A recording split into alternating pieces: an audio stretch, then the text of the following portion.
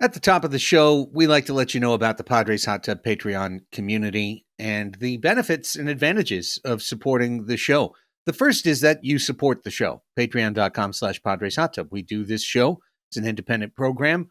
Raphie works hard on it. Chris works hard on it. I work hard on it. So by signing up for Patreon, you're helping support the endeavor. We appreciate that first and foremost. Getting on our Discord is a great social media platform for you to be on if you don't want to be on Twitter.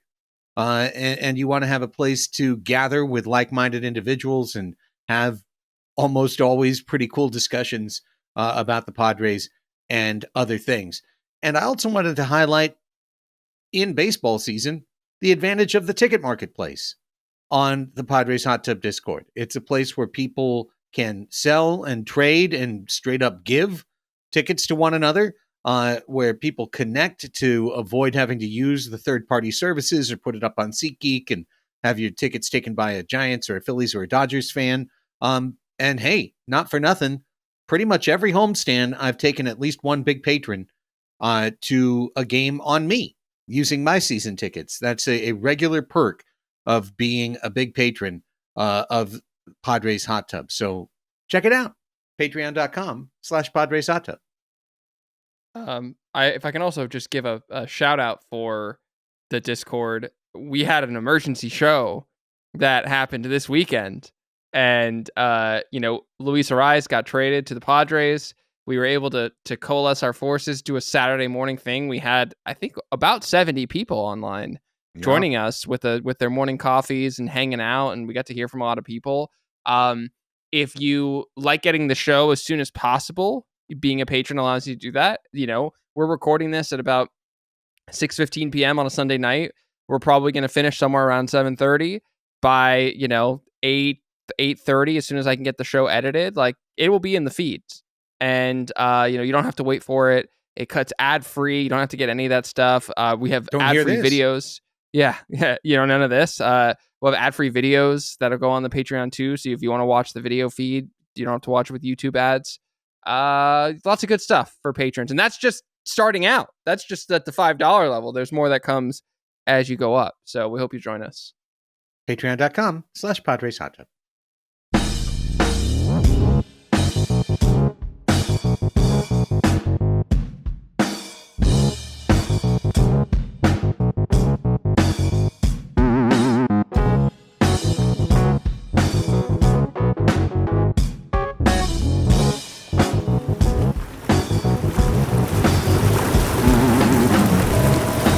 Welcome to the Padres Hot Tub, everybody. It's Craig and Chris and Raphie, and all the way up until about 12:30 this afternoon as we record on Cinco de Mayo, this was going to be the happiest podcast in 3 years. And then Joe Musgrove got hurt, and the Padres ERA as a team got hurt as they got blown out in Arizona. But still, it's back-to-back series wins. When Grumpy Gus over here put up the red alert and flew the caution flag high into the wind, I was worried about the team bottoming out during this run. And the opposite of that is going 4-2 so far, winning 4 in a row that was snapped today, and trading for the back-to-back hitting champ of first the American and then the National League, Luis Arraez, who is now not only a San Diego Padre, but had a 4-hit debut and then picked up another hit today in a loss. So, guys, I guess instead of saying it'll be the happiest podcast ever, there's plenty to talk about. Absolutely riveting week of Padres baseball when you consider where we left off last week. I saw you post on Twitter after Craig, after the Joe Musgrove news came through, that was something along the lines of rule of Padres, things were getting too good, and so something had something had to happen. I'm gonna try and focus today, because we had such a downer last week on the coming off of the losing streak and everything. I'm gonna try and focus on the fun things, and watching Luis Arraez get 4 hits in his first 4 at bats as a Padre, and just I mean, I know that we had this discussion yesterday on our show, our reaction show to Luis Arraez. So if you haven't listened to that, we have a lot more in depth on the trade then than we'll probably get in today. So go back. It's on your podcast feeds. There were some Tony Gwynn comps, and there were some people who were upset about Tony Gwynn comps. And I'm not going to go super far other than to say that his third hit of the game, where he threw his hands at an outside pitch and peppered it down the left field line, was so reminiscent of 1998 Randy Johnson, Tony Gwynn just throwing his hands out and just doing something unbelievable, magic wand with the bat, really. It was someone posted a side-by-side comp on Twitter of it. So I know I wasn't the first person to have that thought. God, yesterday was fun. 4-game winning streak. I mean, everything was coming up roses. When our king, Ha-Seong Kim, hit his home run, I was literally arms spread in my kitchen screaming in ecstasy. And, it's the culmination of the energy of the trade. And then winning a series. It's that simple. Winning a series, getting that ball rolling on a tough road trip. Very exciting. I guarantee you I'm going to fall in love with Luis Arraez because everything that I grew up loving about baseball, he does. Wait till you see him in the City Connects. God, I can't wait. I've never been so excited to see a player in the City Connect uniform. Okay. I don't know, why is he going to look better than others? Because he's going to be Luis Arraez wearing a San Diego uniform. It's going to be a beautiful thing. We're 0 for the season in the City Connects. That's what we needed. We needed Luis Arraez looking like he's going to look in the City Connects. Okay. Before his debut game, someone else put up like a 2-minute clip on Twitter of him of Arraez with the Twins. Just base hits to left. Just boop, boop, boop. And so I had actually seen the swing he had for that third hit like 3 or 4 times in that sizzle reel. That's one of his favorite clubs in his bag, is to let the fastball travel on the outer half and then flick it down the line. Because he must have like the quickest wrists in baseball. Luis Arraez isn't a complete player. He's not an incredible defender. He's not a base stealer. He's going to have limited power, but his hit tool is Hall of Fame level. I mean, literally, he's got a Hall of Fame level hit tool, and we have added that to this lineup. And I'm telling you, I'd love to see him play 10 years here and win 6 more batting titles, because I really think he could. He's that kind of player. His skill set is going to age perfectly because he has that ability to barrel the baseball and to hit it. I'm sure you guys saw his hit charts from last year. Like, he hits it line to line, right? Like, he literally gets everywhere in the field. It's pretty damn exciting to know that above and beyond the player values, and we talked about it. I heard you guys talk about it after I got off the show too, about how all of the WAR and a lot of the analytics is just skewed against a player like Luis Arraez, and then you put him at DH, and it's going to be like, oh, Steamers thinks Luis. I mean, I can read Tevin next December already, like, oh, we traded all these guys, and look at that, 1.6 WAR projected. And it's like, no, just look at the player. This is the best hitter in baseball right now in terms of hitting the baseball and getting hits. And he's on our team. And then he shows up a few hours after the trade the next morning, comes to the clubhouse, and immediately the team has a different energy and seemingly is stoked with being a San Diego Padre. And after the game, just talks about how he loves it here already. Like, those aren't necessarily unique things, but they are unique things to San Diego Padres hitters making their debut after being traded to the team. Like, how many, the Soto, what was that? Oh, I was just going to say, I don't think it's unimportant, although it was the same for Soto, but, Luis Arraez, who's Venezuelan, comes here and every single superstar on this team speaks Spanish. So there's automatically a level of connection that wouldn't happen if you traded for Bryce Harper on this team or someone else. We have 4 Venezuelans on the team. That has to be pretty high. Yeah. Who are the other 3? Jose Azocar, Robert Suarez, and oh no, I'm gonna fail this quiz. I only knew Suarez. I didn't realize Azocar was Venezuelan. This is the Rick Perry moment. There's 4. There's 4 Venezuelans that should be leading this team. Okay, that's on the 40 man.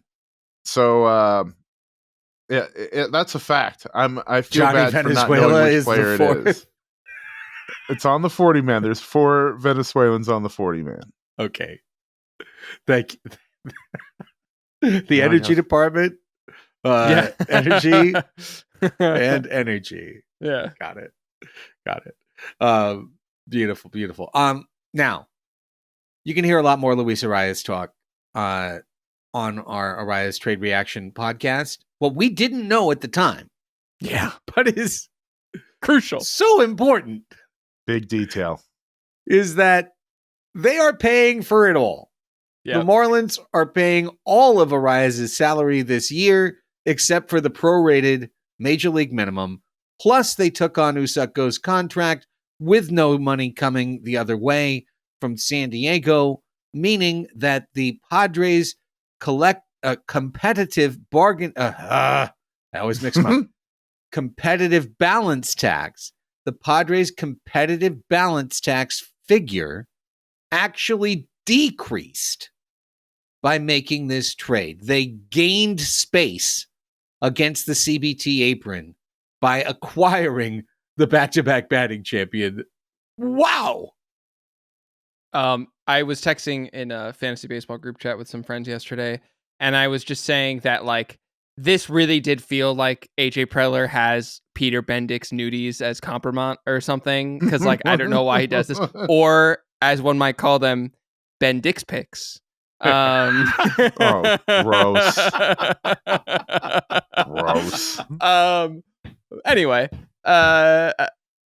I mean, I said on the show yesterday that it seemed like they were paying a slight prospect premium, including Dylan Head, a former first rounder from last year, in this trade to get, a year and 2/3 or whatever of Luis Arraez. And that worked out. I mean, you can listen to the whole trade breakdown on yesterday's pod, but just from the numbers at the time, the Marlins were getting $13.2 million in value, and the Padres were getting 11.7. But now you have to add $8.4 million to that 11.7. So now we're getting $20.2 million in value against the Marlins 13.2. So now it's like not even close as a trade that we're winning this on the ledger, on the books. I was shocked. Like I truly was shocked when I saw that. And I am not going to look a gift horse in the mouth. And I'm not going to ask why. Yeah, Dylan Head was rumored to be at the center of the Dylan Cease trade as well. Like, that was the other guy the White Sox really wanted, and led to another guy going. That maybe that's what kept Steven Wilson in the deal, is that the Padres wouldn't give up that key prospect, so the White Sox hoped to flip Steven Wilson later. I will say that the poor fuckity fuck website, they were inundated with folks showing the trade values to a point of like, look how far you're off, look at this. And they said, they put out a tweet saying our model rejects it. And the bombardment was so steep that they put out a thing saying our model was broken about Arraez. That's why this is off so bad. If they would have just held their ground a little bit longer, they would have looked really good, because it took a full 12 hours for the details to come out. Well, isn't it fair, Raphie, to say that this trade was 3-for-1 for Arraez, and then we pick which guy you want to name as the sold player, but I'll just say Marcy. Like we traded Head and Martorella and Go for Arraez, and then we just sold Marcy for Arraez's contract, for Arraez's cash for this year. Yeah, but I think you can look at it that way. Absolutely. I think more so it's probably AJ calling Peter Bendix and saying, look, we need to keep our CBT number where it's at. Like, so what is it going to take to do this? Like what is the extra sweetener that it's going to take for you to take the deal? So it's kind of like 6 and 1, half dozen the other. Like you can look at it as like, oh, they tagged on a player to get this. But I mean, it seems to me clearly that this CBT space that they've held on to is being used to potentially open up the option to make another move later in the season if need be. I mean, they're going to assess the situation in July and decide, okay, we're X amount of games into a wild card spot, away from a wild card spot, whatever. We need that final piece. Obviously just the news this morning about Joe Musgrove has colored some of this discussion about what the team might need. So this all seems very intentional with giving the Padres optionality specifically for this year. I agree. And I think actually both potential explanations remain in play. One explanation could be that Katsenda and Grupner told AJ Preller, I'm sorry, buddy, you can't increase the payroll. Like you keep coming to us with this deal, but you can't do it. You're not allowed. And then he's like, well, what if I was able to do it and decrease the payroll? And they're like, oh, all right, cool, wizard. Get to work. If you can do that, it's fine. And then he figured out a way to do that. Or the Padres are committed to spending up to the CBT and getting close to it by the end of the year. And therefore, they are opening up extra space and they are making it far more viable for them to be able to make that move. Or it's a combination of both. I'm still not 100% convinced that the Ivory Tower is going to allow for that kind of move, the next move. And by the way, we've now spent a lot between Cease and Arraez. Like we've cleaned out a goodly portion of 6 through 15. In the Padres prospect list, which is great. I'm completely for it. I'm all for it. A third move that'll take us back to that post 2020. We've got nobody in our farm system, except for our 2 guys or whatever type level. Because we're starting to get to the point. I guess Paulie, we can trade Paulie. But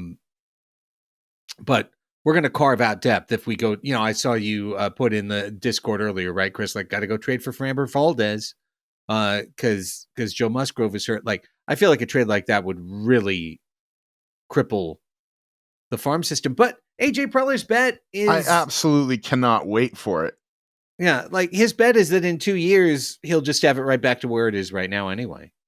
Yeah, that's how the guy feels about it because he keeps doing it. I have no problem with who they've gotten rid of because they still have Dylan Lesko, they still have Robbie Snelling, and I love it when the team is openly committed to winning. I like the Bendix Pics theory a little bit better.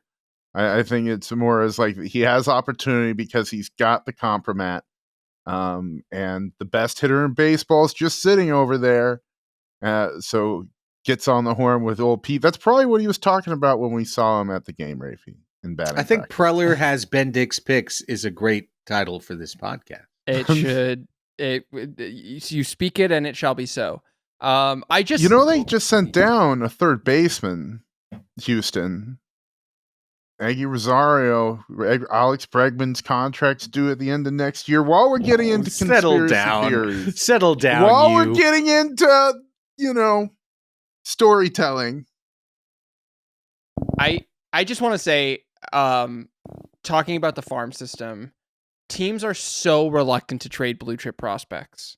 And AJ is kind of the standout in the terms of like he's been willing to do that for Major League talent. But like you look at a team like the Orioles, Fangraphs actually just ran an article on I guess Friday that was titled "The Orioles are running out of lineup spots," where essentially they've reached a critical mass in their really, really stacked farm system where like they now have so many guys that are all coming up at the same time that their people are blocked. And this is normally where you'd see a team like the Orioles, who's now finished their rebuild, they're competing, trade some of that prospect capital. They did it for Corbin Burns, but that's really kind of it. And they didn't have to pay a lot for him.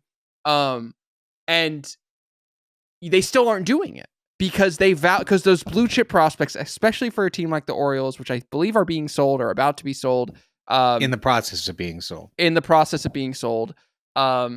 they're going to want to keep expenses low and, so that new ownership can take over with the blank slate. Like, they are going to do whatever it takes to keep payroll down. And the way to do that and still compete is by having cheap young talent. And so I really think that AJ Preller sees, just like he sees Jackson Merrill, he sees Ethan Salas and Robbie Snelling and Dylan Lesko and, who all these guys as being critical to his ability to operate the team going forward. As we've mentioned, in 2027, the Padres have the second most committed payroll after the Dodgers.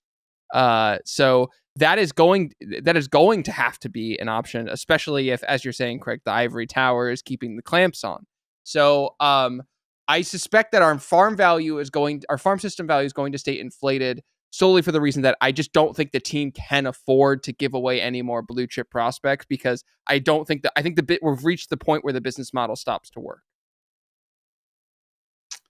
Yeah, I agree.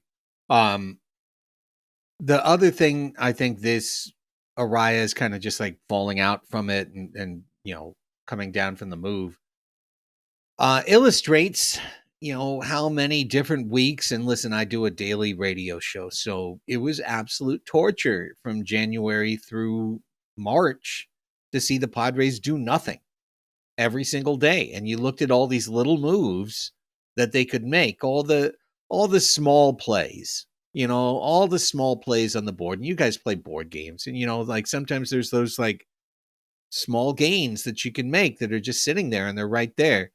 And you felt like a lot of those just went by. And, well, why don't we have Tommy Pham? Why don't we have Brandon Belt? Why don't we have Michael Lorenzen on this team, et cetera, et cetera?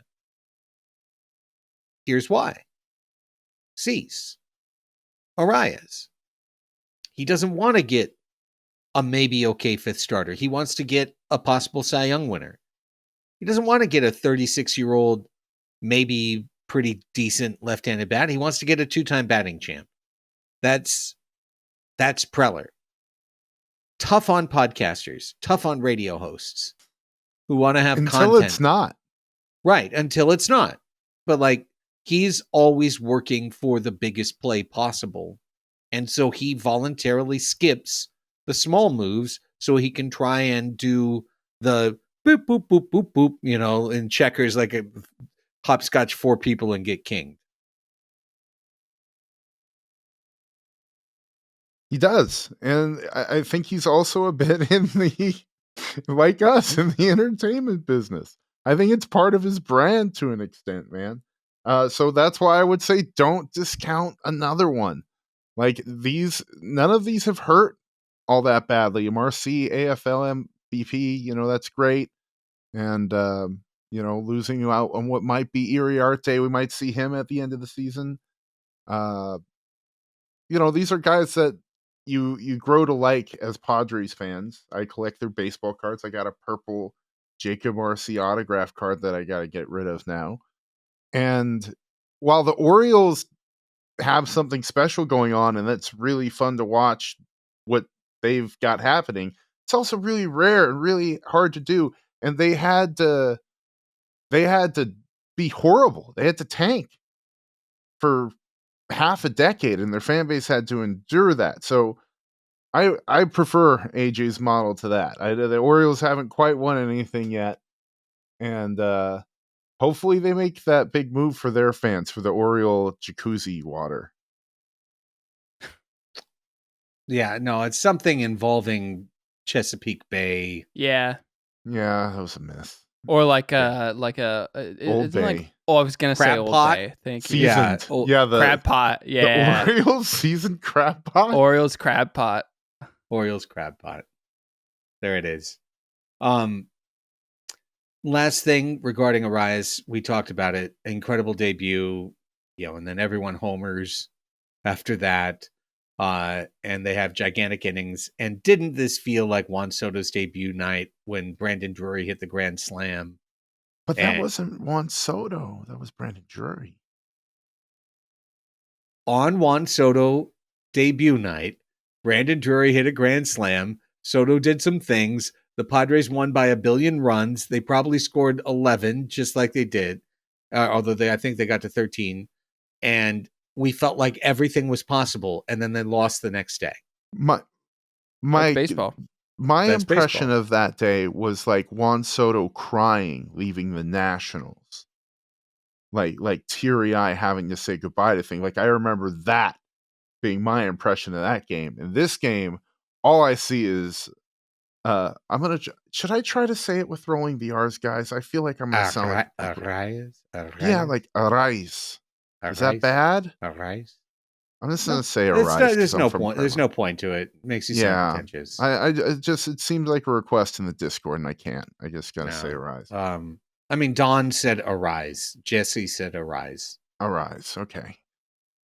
We had this conversation with Suck Go, and it turned out to be friggin' meaningless. But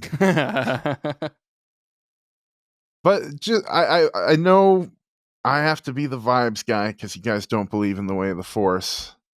How dare you disrespect Star Wars Day? But the energy, man, the energy feels different with Luis Arraez playing for a contending team again, getting out of a really bad situation that was a bummer, and coming to a lineup that is now constructed around his exact type of baseball. Like I felt like the energies were different.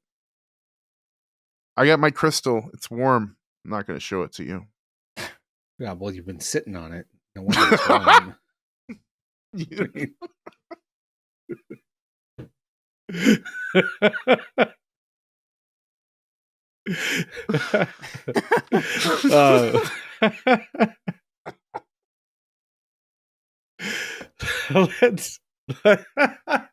Wow.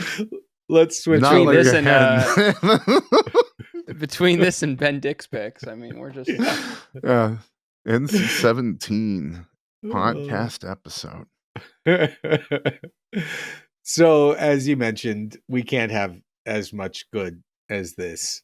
It's not our way. It's not okay. Immediately, the baseball gods woke up this morning and said, "We choose violence. This is not right." They dropped their own diss track, and it landed on Joe Musgrove's triceps. And now Joe Musgrove is on the injured list with triceps tendonitis. Mike Schilt. Mike Schilt. Mike Schilt would look at a tornado coming at his house and be like, "You know what? I love a stiff breeze." Like there's seeds in them winds. Yeah. But he's like, "Oh, it's precautionary. It's just like you. Like, we just want to give him a chance to let things cool down and, give him a little break and a reset." Like, okay, elbow connected, pain, guy who had pitched to a 6.90 ERA, and then he had one good start that he said he worked a lot in between starts to get right, and then he can't make his next start. So, and concernometer. His velocity was up in that good start. Like, so he was throwing really hard. And his velocity. So I should say this. His velocity had been down so far this year, 1 or 2 ticks, until his I need to get right start goes max effort, and then now he's on the IL. So and you had said, Craig, when we did our concernometer episode last week, that like his quote about his health was like, "I'm good enough to go," which is not like. So, which seems to indicate that this has been something of a bubbling issue to the point where they are now putting him on the IL. So, and concernometer. Craig had invoked it. So, by decree of the PHT, I think that means we have to do concernometer. Yeah, you have to tell me your new concernometer. He's actually on the IL now. Do you guys remember what mine was last week? 5. You were a 5, and I was a 5.5, and I think Craig was a 7. I gotta bump up to solid 7. I'm joining Craig. I'm at an 8. Yeah. No. Yeah. I mean, Let me read you what a doctor in our Discord wrote about this, because he's got an actual diagnosis, which means it was likely imaged. Like it's the team has to put this out by competitive rules because the dude has something going on. Triceps tendonitis is an overuse injury, similar pathology to what Manny had, tennis elbow. Depending on how inflamed it is, treatment can range from a few weeks to a few months of rest and PT. Then there's surgery. So they don't know how bad it is yet. And it's in the elbow. It's impossible to not be concerned about it. Like, that is just poison to baseball fans' ears. In the meta context of what's going on throughout baseball, pitchers are dropping like flies right now. And there's a chart that's been going around Twitter of basically that ranked all the starting pitchers by fastball velocity. And I think at this point we're at 9 of the top 10 are now currently on the injured list because of elbow related injuries. And the one standout is Hunter Green on the Reds, who's already had Tommy John surgery. So I don't know what that means, but it's not good. No, I mean, Joe is at the minimum out. At the bare minimum, he's out 3 starts. But in all likelihood, he's out longer than that. Something like this, I would expect one of 2 things. Either for him to be worked back somewhere close to the All-Star break, and like slowly worked back, or Joe does another, I visited a hyperbaric chamber and a shaman and a guru and an oil change specialist, and like he finds every single thing, and like I'm back in 15 days, and then he throws 5 innings, 1 run, and then his elbow explodes. Yeah. Like I could see both paths for Joe Musgrove. Based on what he did last year, he'll probably overdo rehab to try and get back as soon as possible, because he continues to want to live up to this deal, that he feels a weight and a responsibility for. My concern is much more that I don't like the next man up for the San Diego Padres right now at all. The Vasquez Brito pick your poison combination is really yuck to me. And given how Waldron went nuclear today, it leaves you with a situation where the Padres could be playing whack-a-mole with their starter and being in a bad hole 2 out of 5 games a week. Well, this is why they were really reluctant to say farewell to Pedro Avila, right? And their timing was off by 10 days. I agree with you completely, Craig. Like, Brito was warmed up as a starter in spring training and then got put in the bullpen. So he's now a full month into that and getting used to that role and getting a little bit better at it sometimes. Randy Vasquez, he was underwhelming, and you're going to need to score 6-7 runs when he's starting games, it looks like, and they can do that. But I get intrigued by the next level. It seems with this news that we're going to see Jackson Wolf on the team at some point, when Vasquez or Brito get rocked. And then, after him, it gets really thin. So at this point, it's kind of like, who's our young arm that we're going to get to see steal a game and maybe establish some? Jackson Wolf, Adam Mazer. Mm-hmm. That's where my thoughts go to it. I agree with you completely on Brito Vasquez. So I just kind of will expect not a lot. If they do a little bit better, if one of them finds some Niebla magic, that's great. But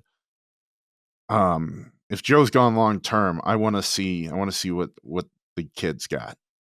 Yeah. And I mean, we have Dylan Cease, which is, fantastic and amazing. He had another stellar start this weekend, and that has deepened our rotation. And also in his trade, we sent away 2 guys that we would be seeing up this year if there were injuries, which is now there are. And so just like you mentioned, Chris, like Adam Mazur, next guy up, potential that we could see Robbie Snelling by the end of the year, maybe a Ryan Berger, there are a few guys that are in AA. I suspect that this team probably now has just as little value as everyone else in terms of sending guys to El Paso first. They're just like, they're going to be fine, I think, with bringing up starters who are doing well in AA. Vasquez is concerning to me. I'm kind of looking at that game coming up on the calendar in Chicago as sort of a scheduled L. Stop it. Voting. You said that's not allowed. Not allowed. I didn't say that. Chris has said it's not allowed. Oh, Chris said it. Okay. Yeah, I'm the thought police here. Yeah, we have a Darvish start and a Cease start, and I believe that the Vasquez start is sandwiched in between that. So I'm hoping that we can still go 2-1 in Chicago. But that's the way I'm looking at it. But no, nothing has really inspired confidence that we're gonna do okay, especially given the result today. Yeah, Raphie, I've been doing some parlay bets, and I've missed every single one by one. That's how they get you. 2 3 for 4s and 1 5 for 6. That's how they get you. Guess how much those pay? I've been funding those bets with betting on the Padres, and I will not be betting on the day Randy Vasquez pitches, despite chastising you for using such loser talk. You will not put your money where your mouth is. No, is what you're telling us. Mouth is. Well, this sucks, and I'll just restate what I've stated, and I think it's going to be my mantra for this year. This team will go as far as its pitching takes it, and adding Luis Arraez is amazing. Adding Luis Arraez is partially a buffer to having a few weeks without Joe Musgrove, because potentially you can throw a 5 or a 6 up to win a game 6-5 or 5-4 that you might have lost a couple of weeks ago 4-3 or 5-2. And that's a hope. It's not a guarantee. I don't think we're the best offense in the league. I think we've got a chance to get hot, but still, this team's going to need 3 results in an inning to get a run more often than not. So that's troubling, and it does lead toward, we said it on the last show, right? Like that dream of adding a starter and then pushing King into the bullpen. And it's like, well, that could be a playoff thing.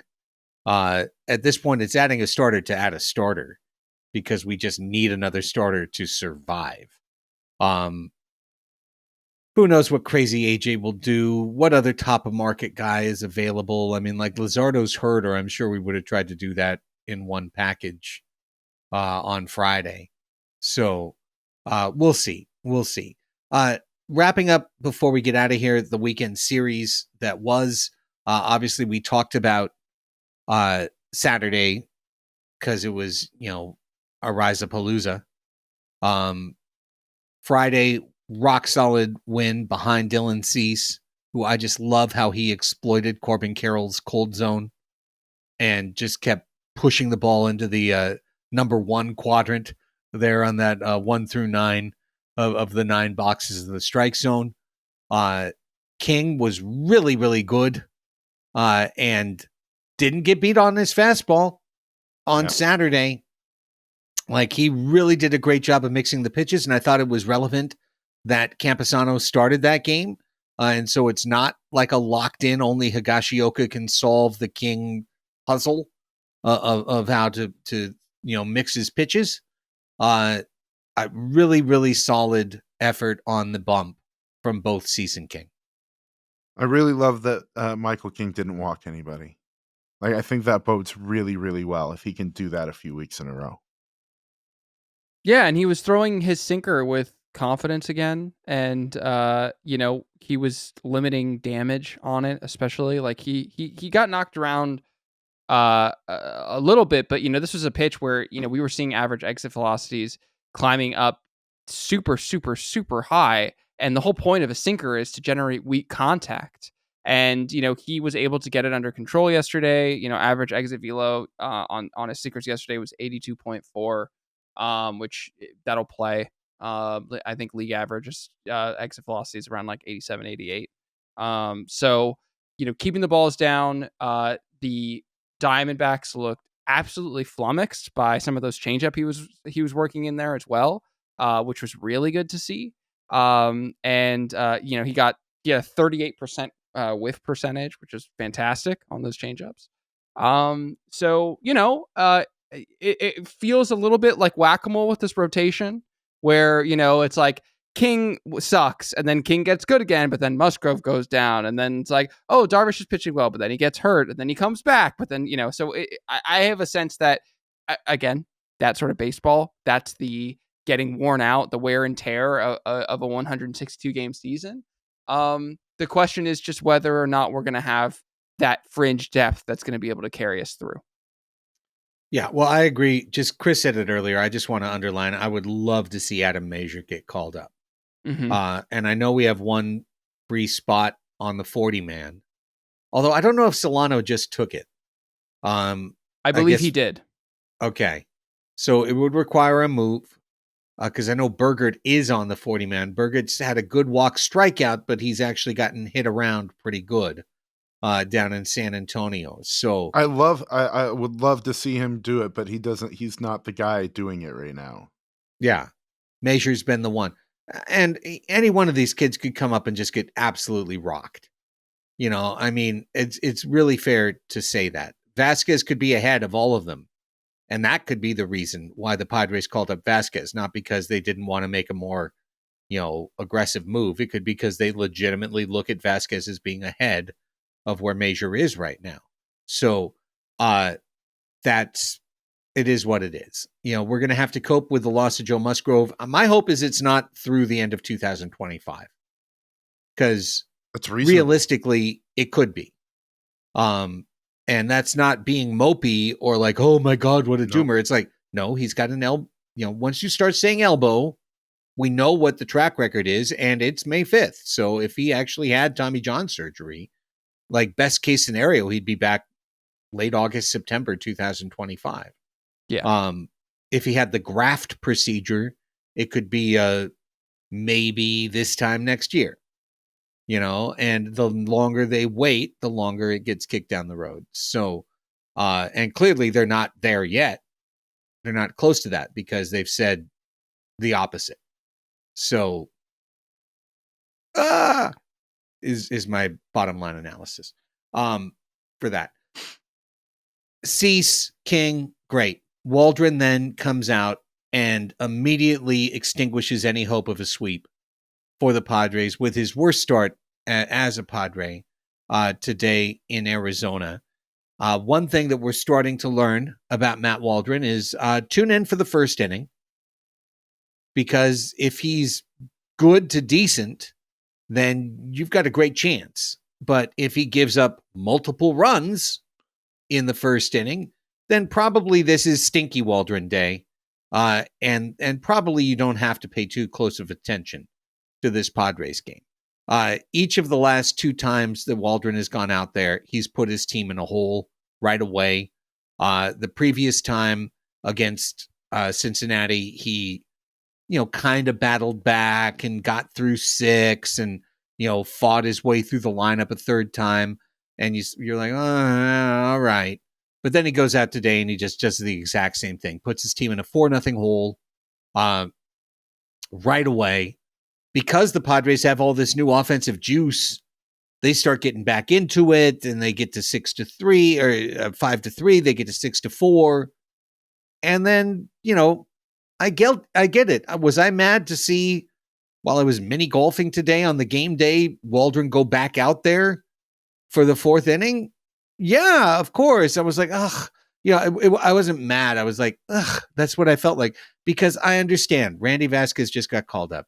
Joe Musgrove just got put on the injured list. You're going to Wrigley Field. I don't believe that Mike Schilt thought he had the ability to go full playoff mode and yank Waldron immediately and just like roll the dice. We're going to try and win this game, boys. I think he felt that could set him up for a really shit week next week. And a lot of times at this stage in the season, managers are kind of handcuffed. And, I got to try and get these outs out of this starter. But Waldron didn't have it. And then Brito came in and he was fucking awful when he first came in to immediately take the game and run it right out of the possibility of a comeback. And then the Padres went into third game of the road trip, already won the series, heading to Chicago mode, and the game was over. Just like that. So a real bummer, but this is like, to me, I know he's had some other ones. This was the first like really kind of just shit start for Matt Waldron, in my opinion, but he really is this roll of the dice that is difficult, because if he's off, you kind of just know you're done. You're cooked. I don't think you have to go into playoff mode every start, but I do think that there should be a Prakota protocol where if he gives up 4 runs in the first innings, well, congratulations, Matt. Today you're an opener. Sure. And this kind of brings me to a larger point about Matt Waldron. Fangraphs posted an article about him that basically was the title of the article was Matt Waldron and his knuckleball are sticking around, which could not be a more poorly timed article title than for him to come out and get shelled. But one of the finer points was a table that was posted in it that listed some of the other prominent knuckleballers that have pitched in baseball in the last 2 decades. And so, of course, Tim Wakefield, R.A. Dickey are on top of the list. Stephen Wright also in there. And one of the things that stuck out to me when I was looking at this list was that these guys were throwing their knuckleballs 75, 80. Wakefield was up to 82.7% of the time. And it just struck me because right now, Matt Waldron's usage rate on his knuckleball is 35%. And it was even down today slightly to 32%. And it feels like the team's trying to commit to some half and half strategy.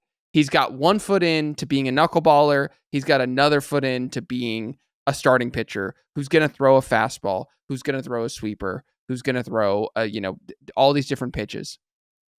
But the issue is that none of his other pitches are particularly good. And his knuckleball is good.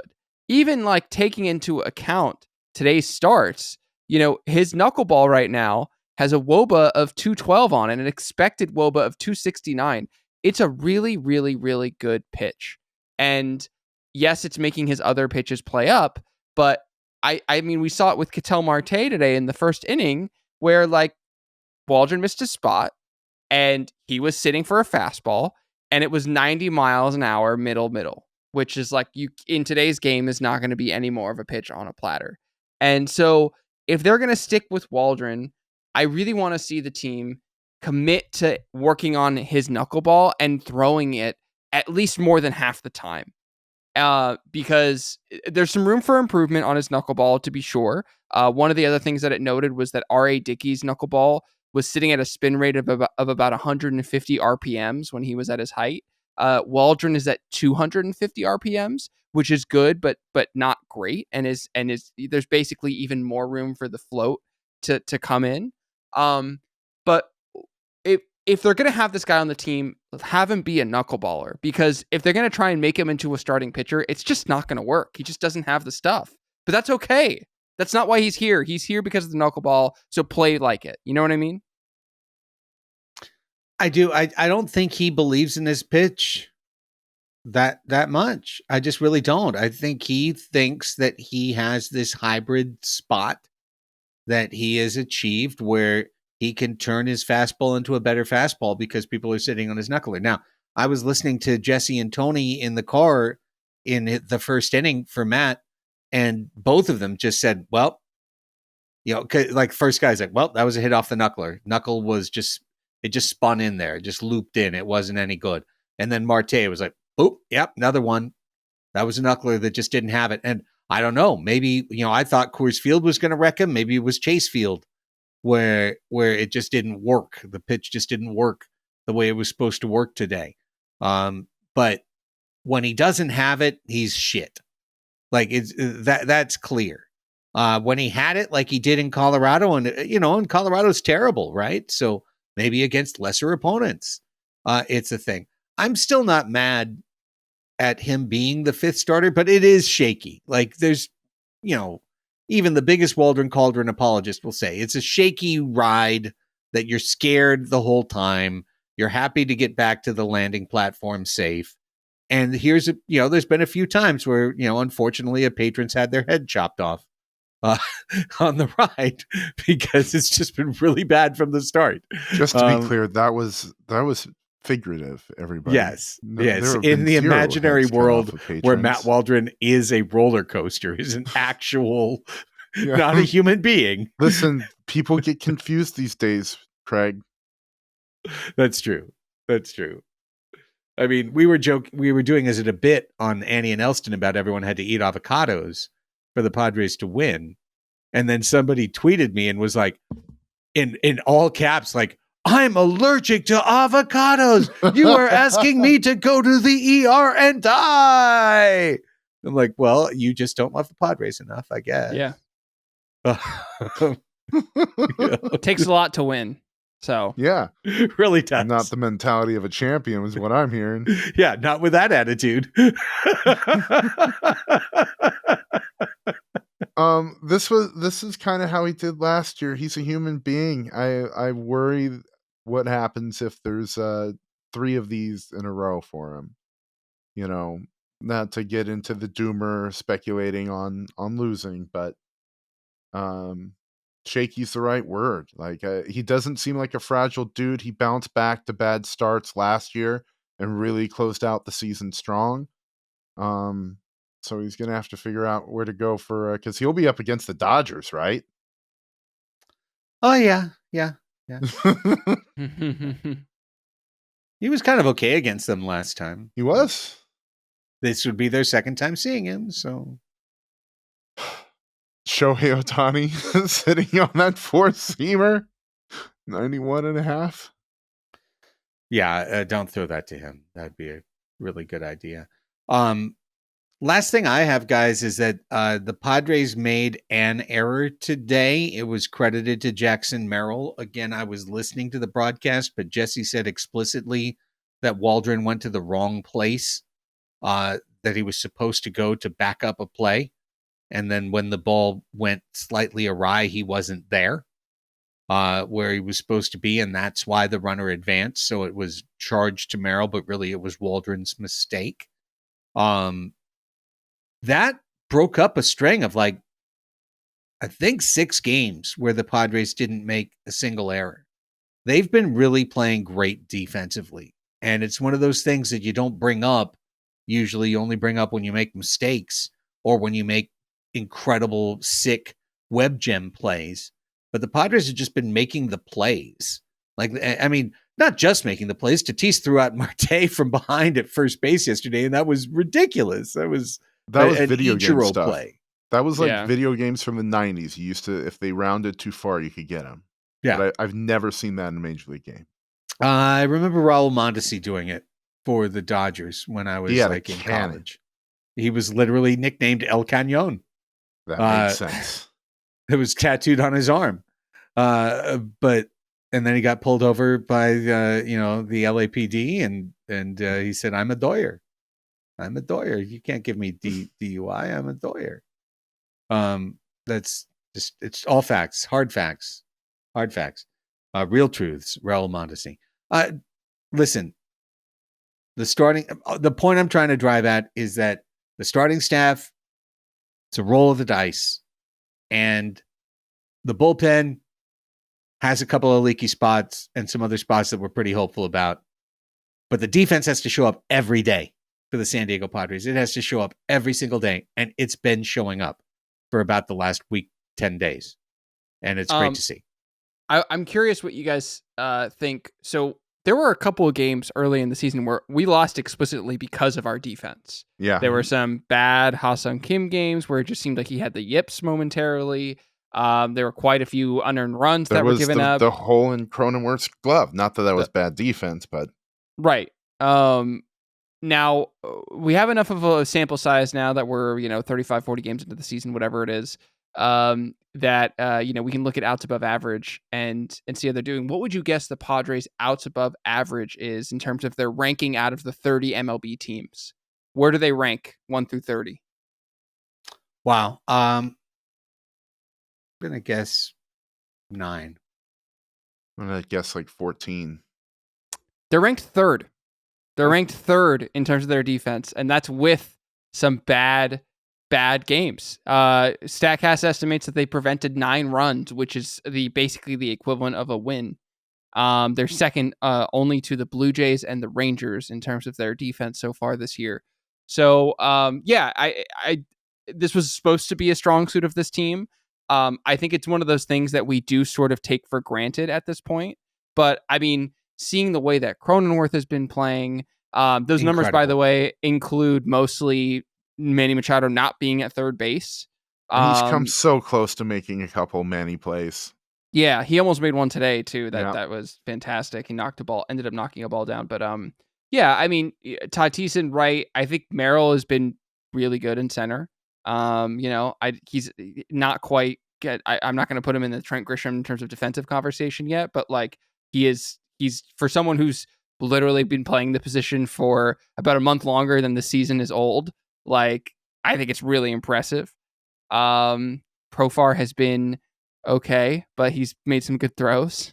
And the infield, the all shortstop infield has been mostly solid so far. So I think we have a lot to be thankful for when it comes to defense. And it is something that you're right about, Craig, that we do kind of take for granted unless it's going poorly. How many pass balls per game does Higashioka get for you guys not to mind him catching Matt Waldron? Say again? Sorry. Yeah. Can you say the question again?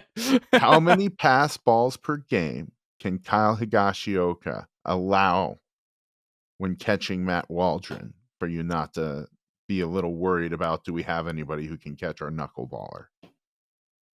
I'm not. I actually don't think that there's a number there because it's the pitch that famously no one knows how to catch. you know? So yeah, but the teams did famously Doug Mirabelli of the San Diego just because we can bring him out of retirement? What are we going to do? No, well, I mean, we've got Brett Mike Sullivan. Lavalier. We're going to get Spanky out at age 65. You're like, get out of here, kid. I think Solano just stole Brett Sullivan's spot, and he's the guy who catches him. I 1.52. That's your. If he's averaging almost. Well, Craig, I'm going to say 1.53. So fuck you. Yes, what do you think about that? Fine. I think you're fucking way over the top. Had to get some fire in the last minute. It's insane. All right, guys. That's it for today's Padres Hot Tub. We're super psyched about Luis Arraez. I can't wait. It isn't the same as Soto, but it is kind of the same as Soto in terms of I can't wait to go to the park to watch him hit. And the difference is when I said I couldn't wait to go to the park to watch Soto hit, then it was like, oh, wow, look how he twists his right toe up and points his toe down. And then it was like, oh, ball 3, ball 4. Like, okay, well, maybe it's not that exciting to watch him hit. Arraez is going to be fun to watch it all the time as he's spraying the ball all over the ballpark. So I think San Diego's going to fall in love with this guy. I truly do. I think Luis Arraez is going to immediately become the most popular Padre. Within 2 months. Wow. He's going to be the most popular. I'm already thinking, can I change my Snell jersey to an Arraez jersey? How? Craig, you're going to want to make it a City Connect. No, I'm not. That's They're right, not because you won't buying look this. nearly as good in it as Luis Arraez. Oh my God. Yeah, I can't wait for this. Looking forward to it. I hope Joe, hope you're okay, man. Go pet the dog. Not too hard. Use the left elbow. And for Chris and Raphie, I'm Craig. Go Charge your Padres. crystals, Joe. Go Padres. Crystals. Easy with your crystal.